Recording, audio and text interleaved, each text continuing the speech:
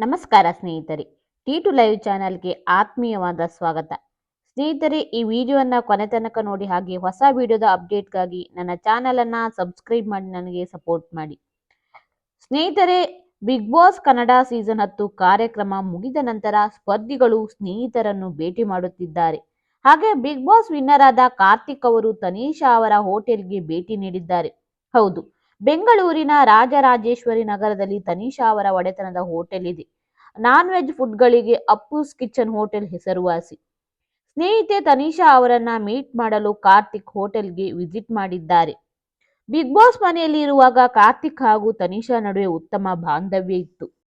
ಅದಲ್ಲದೆ ಕಳೆದ ಕೆಲವು ವರ್ಷಗಳಿಂದ ಕಾರ್ತಿಕ್ ಹಾಗೂ ತನಿಷಾ ಸ್ನೇಹಿತರಾಗಿದ್ದರು. ಬಿಗ್ ಬಾಸ್ ಮನೆಯೊಳಗೆ ಆ ಸ್ನೇಹ ಇನ್ನಷ್ಟು ಗಟ್ಟಿಯಾಯಿತು.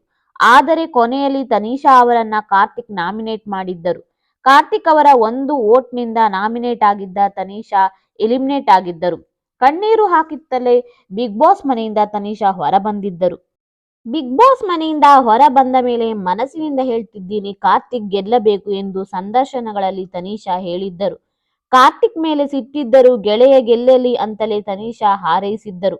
ಇತ್ತ ಕಾರ್ತಿಕ್ ಕೂಡ ಬಿಗ್ ಬಾಸ್ ಶೋ ಮುಗಿದ ಮೇಲೆ ಕೊಂಚ ಬಿಡುವು ಮಾಡಿಕೊಂಡು ತನಿಷಾ ಅವರ ಭೇಟಿ ಮಾಡಿದ್ದಾರೆ.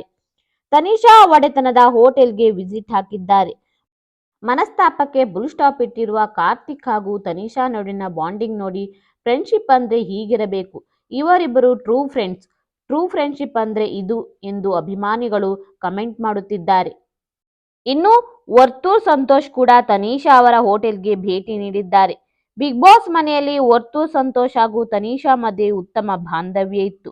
ಬಿಗ್ ಬಾಸ್ ಮುಗಿದ ಮೇಲೆ ಇಬ್ಬರು ಜೊತೆಯಾಗಿ ಎಲ್ಲೂ ಕಾಣಿಸಿಕೊಂಡಿರಲಿಲ್ಲ.